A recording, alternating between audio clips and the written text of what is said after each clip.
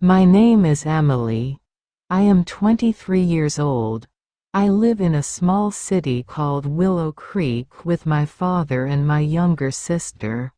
I work at a small coffee shop in the city center.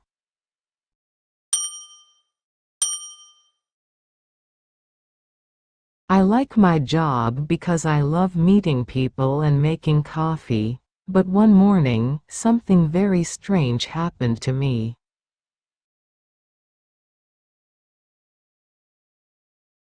It was a cold, rainy morning in October. I woke up early because I had an early shift at the cafe. When I checked my phone, I saw a message from my best friend Sophie. The message said, "Emily, please come to the train station today.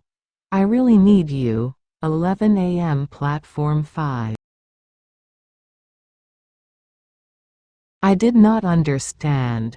Why did Sophie want me to go to the train station? She didn't say anything else. I called her, but her phone was switched off. I looked at the clock.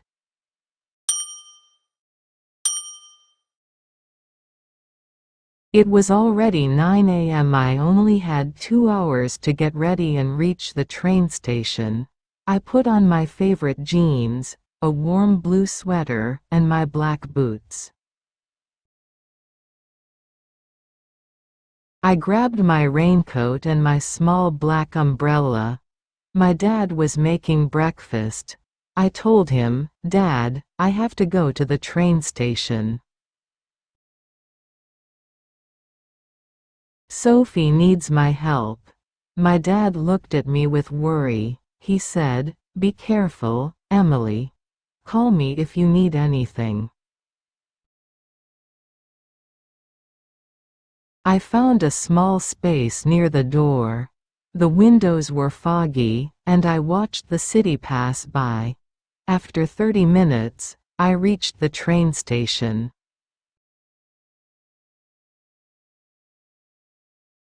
The station was big and full of noise. People were rushing everywhere with bags and suitcases. I looked for platform 5. It took me 10 minutes to find it. Because the signs were not clear. But when I reached there, Sophie was not there. I waited for 10 minutes. Then 15 minutes. Then 20 minutes. Still no Sophie. I felt worried and confused. I looked around and saw a young boy sitting alone on a bench. He was holding a small bag and looking very sad. I walked slowly to him and asked, "Hey, are you okay?" Nay looked up. His eyes were red like he had been crying. He said, "I lost my ticket. I don't know how to go home now."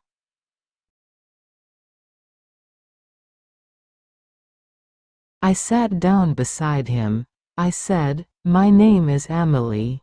Maybe I can help you. What's your name?" He said his name was Oliver. He told me he was visiting his grandmother, but he dropped his train ticket somewhere. He was scared to call his mom. I gave him a small chocolate from my bag and told him, "We will find a. Don't worry. We will." Just then, my phone rang. It was Sophie.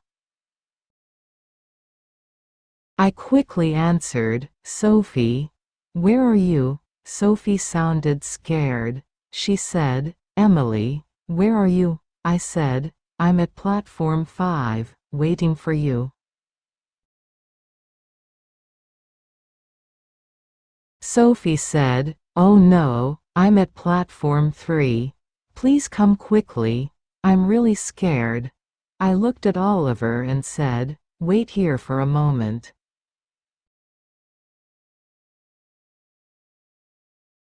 "I'll be right back." I ran through the station to platform 3. My shoes were wet, and my hair was damp from the rain. When I reached platform 3, I saw Sophie sitting on the floor near a ticket machine. She looked so scared. "Sophie," I called. She looked up ashes and ran to me. She hugged me tightly. "Emily," I didn't know who to call. "I was so scared," she said. "What happened, Sophie?" I asked. She whispered, "I think someone is following me." My eyes opened wide. "Who? Why would someone follow you?" Sophie said. "I don't know. I saw a man on my bus. He kept looking at me. When I got down, he got down too. Now he's here somewhere." I looked around. People were walking everywhere. Then Sophie pointed slowly at someone near the small cafe. "That's him," she whispered. I looked and saw a man in a dark green jacket and a black beanie hat. He was standing near the cafe, pretending to look at his phone. I felt my heart beat faster. "Stay here," I said. "I'll go talk to him." But when I stepped forward, the man looked at us and quickly walked away. We stood there, watching him disappear into the crowd. Sophie said, "Do you believe me now?" I nodded. "Yes. Let's tell the station security." We went to the help desk and told a kind lady everything. She called the security guard. The guard listened carefully and said, "Don't worry.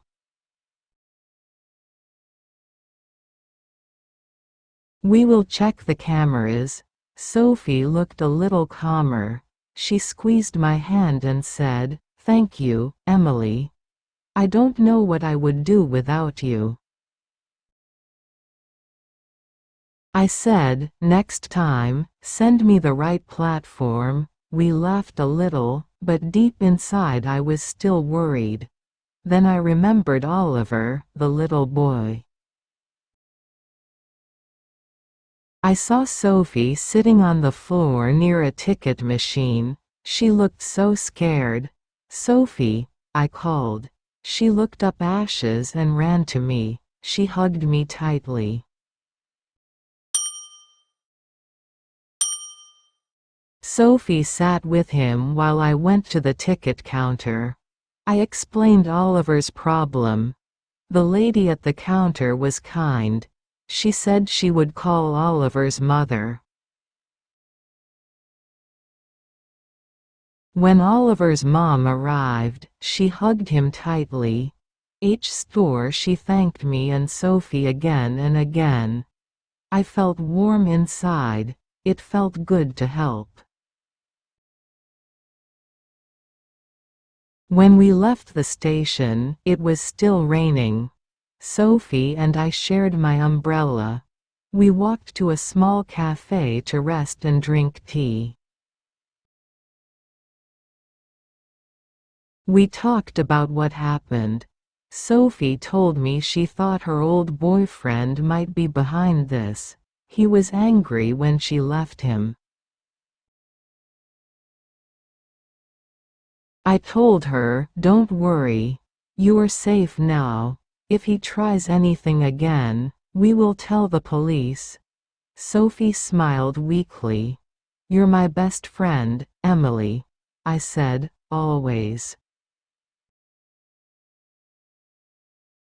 After tea, we took a taxi home. I looked out the window and saw the city lights shining through the rain. Sophie rested her head on my shoulder. I felt tired but strong.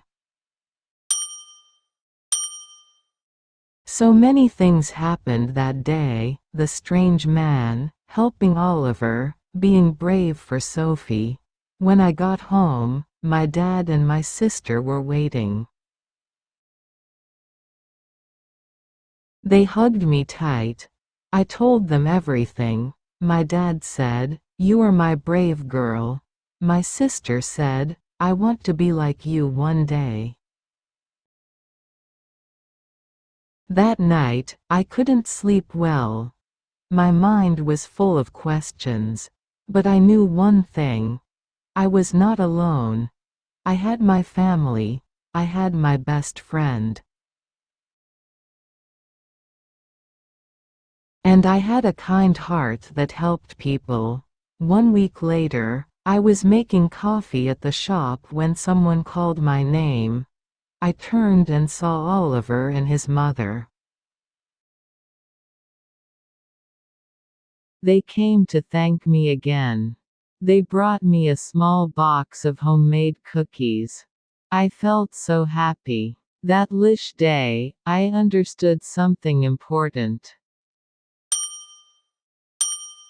Sometimes scary things happen. But if we help each other, if we stay brave and kind, we can face anything together.